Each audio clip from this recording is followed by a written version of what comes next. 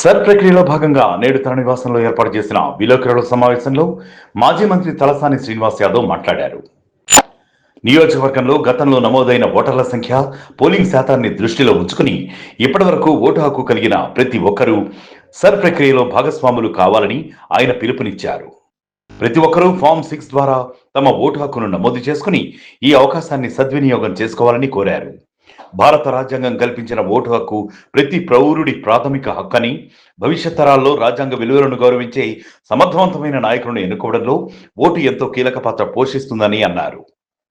అధికారులు చేపడుతున్న సర్ ప్రక్రియకు ప్రతి ఒక్కరూ సహకరించి తమ ఓటు హక్కును కాపాడుకోవడంతో పాటు ప్రజాస్వామ్య ప్రక్రియను బలోపేతం చేయాలని తలసాని శ్రీనివాస్ యాదవ్ కోరారు. ఆల్రెడీ ఒక కుట్ర ఒక ప్లాన్ అంతా జరిగింది.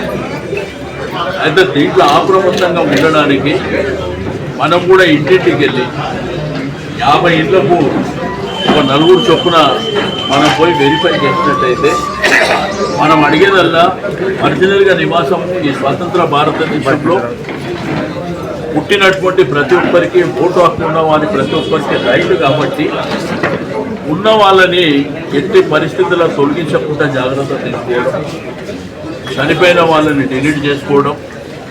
సరే, కొంతమంది షిఫ్టింగ్ అంటే ఇక్కడ నుంచి షిఫ్ట్ అయ్యేటవచ్చు, మళ్ళీ అదే ప్లేస్లో వేరే ప్రాంతాల నుంచి వచ్చిన వాళ్ళు కూడా ఉంటారు. నార్త్ ఇండియనో లేకపోతే ఇంకోళ్ళు కాదు, హైదరాబాద్లో ఉన్న వాళ్ళు, జిల్లాల్లో ఉన్న వాళ్ళు కూడా మరి